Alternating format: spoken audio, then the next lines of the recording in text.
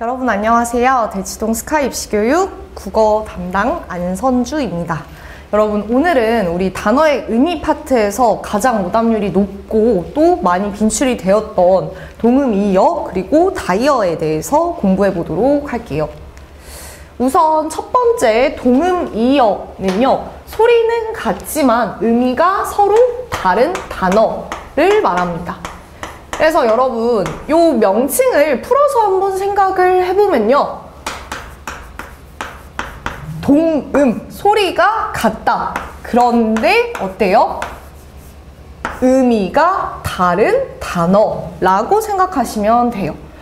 그래서 이제 예시를 한번 보시면요, 기역 부분에 땀에 흠뻑 젖었다와 니은 문장에 나와 있는 한 땀 바느질을 하다에서의 땀은요, 어때요? 소리는 똑같아서 표기도 똑같이 하고 있는데요, 얘네들의 의미는 전혀 다르죠. 그래서 기역의 땀은 사람의 피부에서 나오는 찝찝한 액체를 가리키고, 니은의 땀은요, 바느질을 할 때 바늘로 한 번 뜸을 의미하는 것입니다. 그래서 중요한 것은 이것이에요. 의미상 연관성이 없다. 동음이어는요, 그 두 단어가 의미상 연관성이 전혀 없습니다.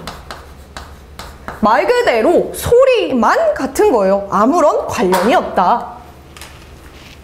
그리고 이제 다이어의 경우는요, 두 가지 이상 여러 가지 의미를 가진 단어라고 생각하시면 됩니다. 다이어는 이 명칭을 생각해 봤을 때 어떻게 이해하면 되겠어요? 마늘 다자를 써서 여러 가지 의미를 가진 단어, 여러 가지 의미를 가졌다. 그리고 여러분, 이때의 여러 가지 의미는요, 뭘 가져야 하냐? 의미상 연관성을 가져야 합니다. 이 부분이 동음이어와 다이어의 결정적인 차이라고 할 수 있겠죠.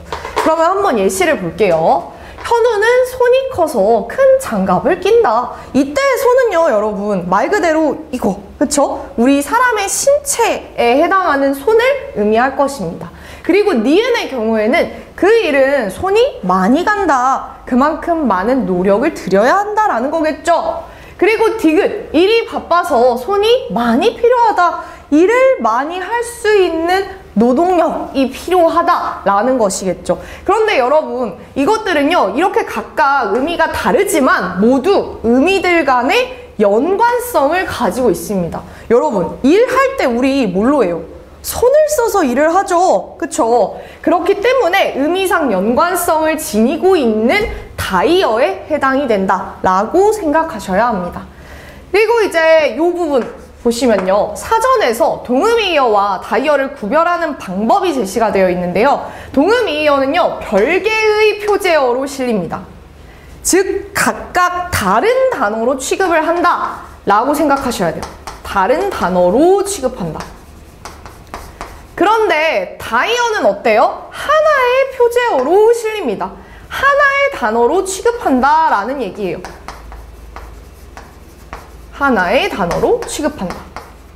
여러분, 그래서 동음이어와 다이어가 사전에 등재되는 양상에 대해서 생각을 해보시면요, 어떻게 등재가 되냐? 동음이어의 경우에는 예를 들어서 A라는 단어가 있다라고 생각을 해봅시다. 그러면 A1, A2 이렇게 각각 다른 단어로 분리가 돼요.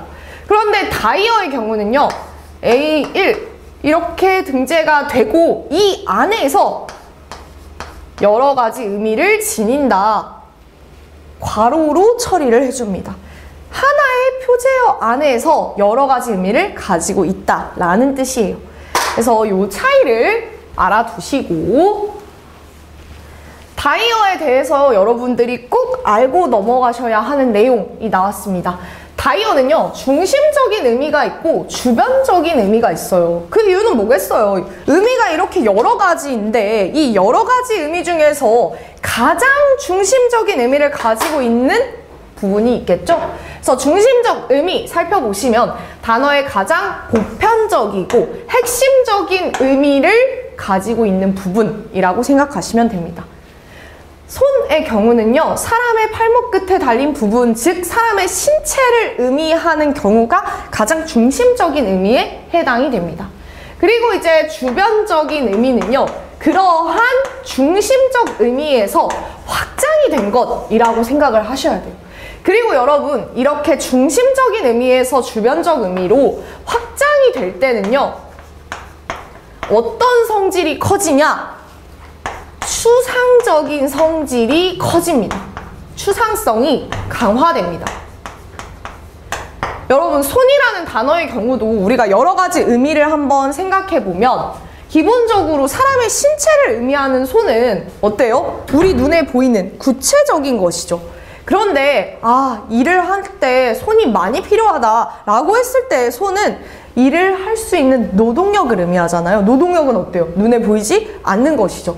그만큼 훨씬 더 추상적인 의미로 확장이 되었다라고 생각하시면 됩니다. 그리고 이제 아까 말씀드린 사전에 등재되는 형태인데요. 보시면 손1 명사라고 되어 있는 요 단어, 그리고 손2 명사, 얘는 지금 각각의 단어로 분리가 되어 있죠. 그쵸? 즉 손 1 그리고 손 2, 이것은 각각의 단어, 즉 동음이어라고 보셔야 합니다. 그런데 이 안에요, 여러분, 여러 가지 의미가 들어가 있죠. 즉 이 단어는 무슨 단어다?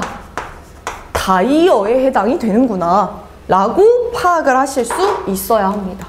그래서 그 내용에 대해서 지금 설명을 제시하고 있습니다. 여러분, 이렇게 동음이어 그리고 다이어 두 가지를 구분하는 방법에 대해서 생각을 하실 때 반드시 의미상 연관성이 있냐 없냐를 판단을 해주시고요. 다이어의 경우에는 반드시 하나의 단어로 사전에 등재가 된다는 점, 이렇게 두 가지 차이점을 기억해 두시기를 바랍니다. 여러분, 수고하셨습니다.